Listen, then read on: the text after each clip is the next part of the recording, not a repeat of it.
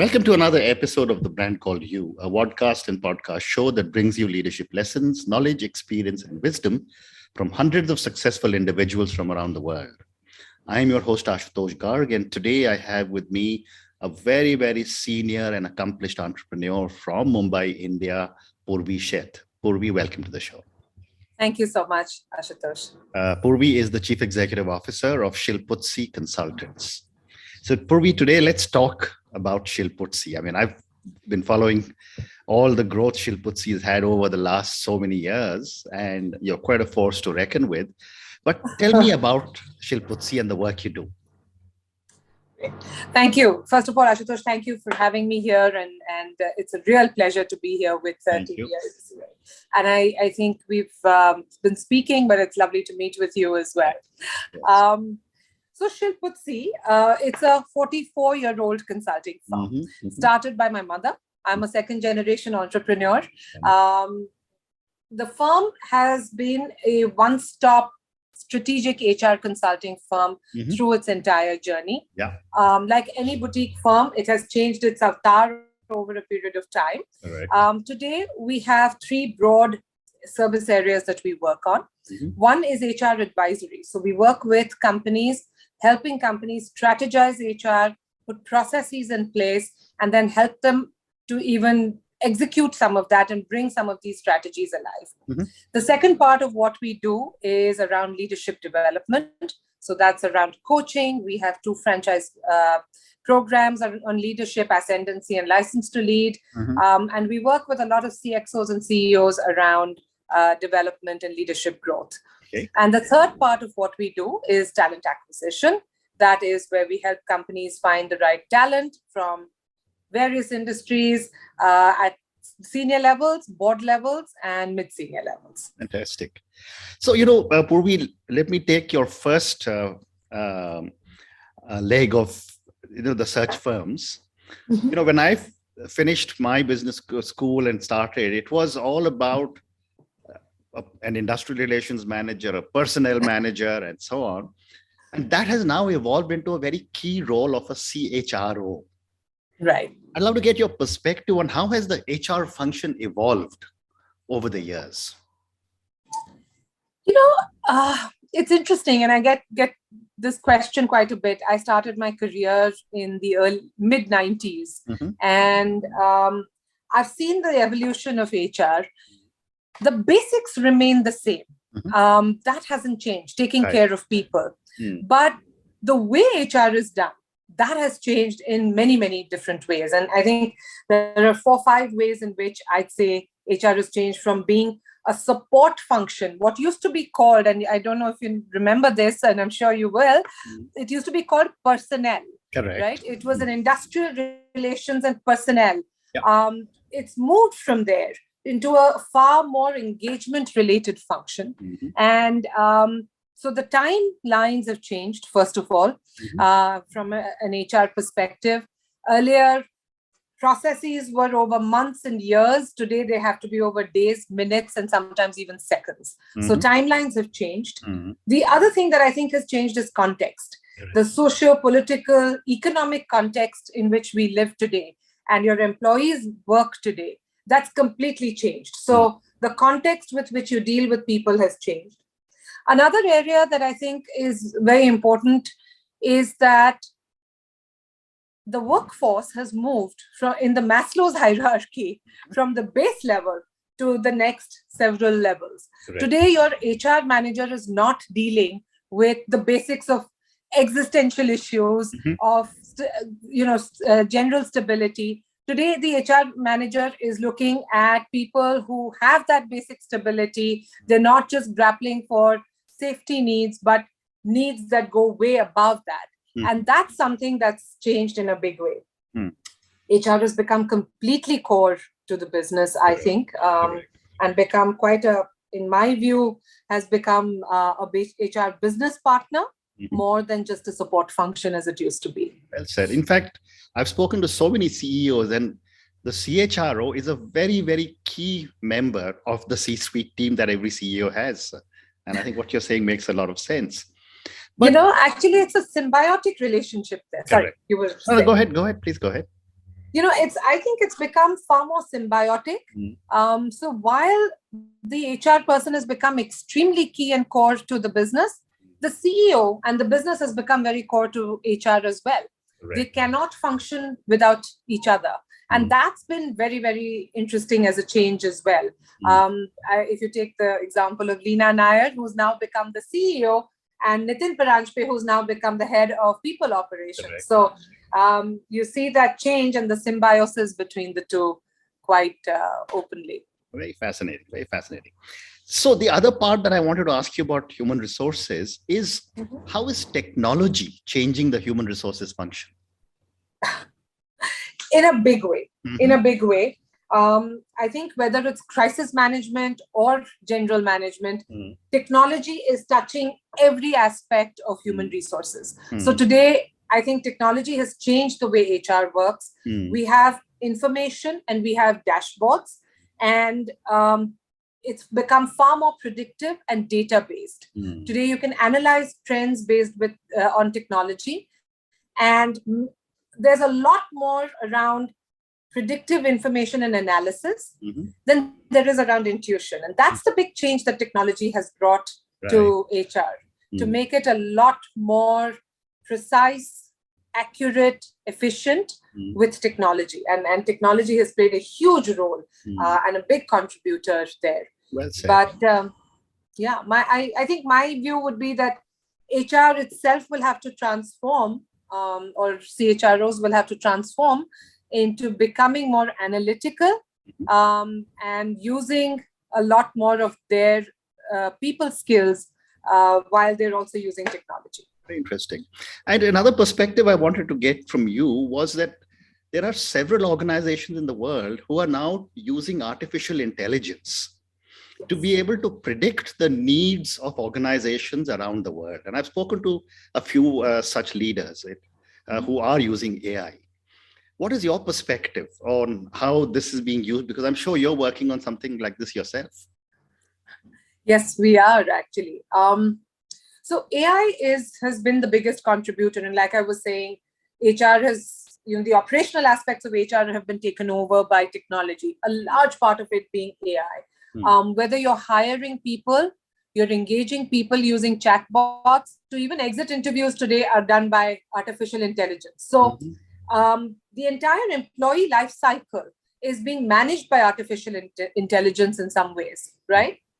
But technology is an enabler, in my view. And I think the HR function per se needs to use these enablers in the best possible way, but also needs to have that human touch and human interface. That cannot be replaced by AI. That's my view. Well said. Well said. I agree. You can never take the human out of human resources, no matter how many bots. Absolutely. Well said. So, Purvi, now moving on, in the last 2 years have seen a paradigm change in the way organizations are functioning. And a lot of the pressure is coming on the HR function, work from home, trying to figure out how to manage people in different resources. So I'd like to get your perspective on what are some of the key HR challenges organizations will face post the pandemic. So just giving a bit of a view around what's happened post pandemic, right? Two big changes have happened, Ashutosh, in my view. One is the way business is run, and the other is where we work. The way businesses are run today, businesses are far more online, right? Any business is far more online. There is a lot more that's happening in the virtual world. And businesses are throwing money at technology, right? So that's one big change. A result of that change is the way teams are composed, the way skills are required, right? And that's one of the big outcomes of the pandemic, where the way skills are looked at, the way organization structures are looked at, and therefore even the way cost of people is looked at has completely changed. So that's been one big challenge in the post-pandemic world that businesses are facing, and therefore HR is also facing. From an HR perspective and a general HR, I think one big challenge that I've been experiencing with a lot of the clients that I've been working with is the work from home and the work from office dilemma. It's a big dilemma. I think a lot of companies are struggling with that. And bringing people, changing habits again. Families have become more important. Individuals are looking at themselves, not at the organization. Collaboration, while it happened in the virtual world, we did see a bit of a dip because people were just in their own zones. So that's been, in my view, a big challenge for a lot of companies in the post-pandemic world. But I think that is temporary, and over a period of time, we'll reach a stability of the hybrid workforce. And across the board, I think we should be okay. I agree. And there is another very interesting change that is being noticed in the US and Europe, which are these two words, the Great Resignation. I'd love to get your perspective on two parts. One is, why is this happening? And are we seeing something similar in our country as well? Oh, absolutely. Absolutely. We're seeing a lot of changes in our country. If I look at statistics per se, in 2021, we had, I think the top 5 companies, tech companies, were actually hiring 1.7 lakh people, right? In the first 9 months. And that's where the Great Resignation came in. But there's an Aon study as well. In that, there has been about 41 industries that have been looked at. And you see a 21% attrition rate in 21 versus a 12.8% in 2020. Wow. So that's been the Great Resignation in India. So it's absolutely happened and continues in some ways to happen in India. What are the challenges that I have seen over here? One is that the mid-sized companies have faced a lot of attrition. So while the big companies have, I think the ones who suffered are the mid-sized and the smaller sized companies. But at the same time, I think perhaps a shakeout was necessary. And there was problems across the board that needed to be corrected. So some calibration and corrections have happened. The other is that the tech boom. Because of the pandemic, we saw a tech boom. We needed companies and businesses to become more technology oriented. More capital was being thrown in if you talk to any of the VCs and PE funds, right? So there's a lot more capital right there. And therefore, a lot of companies had the spend that they could put behind technology, and therefore a lot of technology people. But causes, I think, have been a little bit of frustration. People were bored of sitting at home doing the same job, wanted a change. So that was one part. The other, I think, what happened was, and this is just my thought process, is that companies weren't able to bring middle management together, create the bonds. And there was a lot of middle management attrition that companies saw. So that was the other kind of problem. A little bit of reaction as well to say we took pandemic salary cuts. So some of those were the reasons for all of this. And people, one of the things, and this is an interesting anecdote, there was somebody in a company that I was working with and helping them, and he said, I want to resign. And I said, why do you want to do this? He wanted to go back to his hometown. And he said, look, I've learned that I can work from my hometown, even if it's a tier 3 town of India, I can work from there. And so people have become more comfortable working from where they want to work. And choosing jobs that can allow them to do that. So that's been the other interesting piece. Very well said. Very well. What a great response. So Purvi, now moving on, let me come to your other part, which is where you find people for other organizations. And again, I remember in the 90s, when I was at an age where I was being headhunted, as they used to say, almost like cannibals. So, that I'm going to come and do a headhunt. These firms have evolved into search firms. I'd like to get your perspective on how have search firms evolved over the years again. Okay, that's a good question. And you're absolutely right. I loathe the word headhunters. And I always used to tell people that we're not hunting, we're... I know. So I think search firms, headhunters, talent acquisition firms, all of these are interchangeable labels and terms, really. But I think the role of consulting firms have changed over, just like HR has changed, a lot has changed in the talent acquisition space as well. Technology has brought in the ability to look for candidates much faster and easier. So search firms or talent acquisition partners have become more business partners to their clients. So that's the first change that's happened, right? Initially, and I remember in the 90s, right, the talent pool was narrow. We had a room of database. So we had physical database, resumes, and we had a room where we could put all these resumes and files. Today, even the cloud is not big enough to store the amount of data there is in terms of the number of people. So the talent pool has increased quite a bit.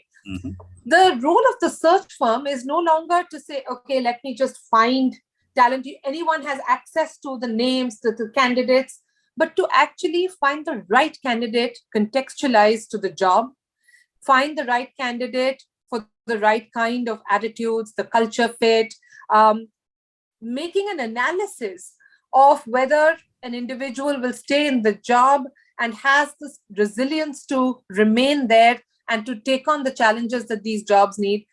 That part, the analysis, is where the search firm comes in a lot more. Otherwise, like I said, there's a lot more access today. And CEOs like yourself probably didn't take calls of headhunters in those days. Today, I think that has changed quite a bit. Yes, I agree. But let me ask you this next question for a lot of our young viewers and listeners. And I've spoken to many. I think one of the most exciting things for a young professional, is to get a call from a search firm. Suddenly everyone says, oh, now I've arrived. Someone has started to track my career. Right. I want to get your view on at what stage do you start looking at young individuals and get them on your radar? So, one of the things that's happened actually is with technology and social media, both, that access to young and senior managers is easier, right? And therefore, I think the gap, the wide gap in the hierarchy of online portals versus search firms has reduced quite a bit. Today, search firms themselves rely on online portals to give you the data and information about people. But I think the stage at which, especially for our firm, the stage at which we tend to start contacting candidates ourselves is at the mid-senior and the senior level. When you reach a stage of leadership where there is a certain contribution that you have been able to make, both as an individual contributor and as a team leader. And I think that's the point at which search firms start taking note and taking notice. But yes, I think it's if you've been contributing and doing something exciting as a young person, I would say that the search firm will find you. Well said. So, Purvi, now I'm going to move on, and I'm going to talk to you about your two franchises. You spoke about it very briefly right in the beginning. License to Lead and Ascendancy. Tell me a little bit about both of these. And you're the chief curator, I think, of these also. So tell me a little bit about these and how it works. Thank you. This is my passion. So you're going to have to stop me at some point, Ashutosh, but I'm going to quickly tell you what this is about. Okay. So License to Lead is an online mentoring program for women leaders. These are women leaders who have reached a level of leadership, are looking to renew themselves, looking to understand areas and newer areas of leadership. It's a 6-month online program. Here we work across different areas of leadership in business, whether it's strategy, finance, mergers and acquisitions, governance, so on and so forth. We also combine that with women role models from across the world. So we have sessions that are taken by women role models from different parts of the world, and they come and talk about their inspiring stories. And we also help women leaders in the course of the program on self-awareness as well as setting goals and milestones to achieve. So during the course of the program, you're not only getting mentored, you're not only getting all this knowledge, but you're also going through a journey of self-awareness and goal and milestone planning. So it's a 6-month online program for women leaders, both entrepreneurs as well as professional women working at leadership levels. Ascendancy is a program that is gender agnostic. It's for mid-senior leaders who are in the process of moving into more leadership roles. It's a 3-month program, again, virtual, only on Saturdays. And it tackles 4 or 5 topics. One is strategic thinking in everything that you do. The other is around financial management and leadership. And then, of course, communication and a bit around compliance and process. So all leadership related topics. And it's done over 3 months. Again, all virtual. Oh, interesting.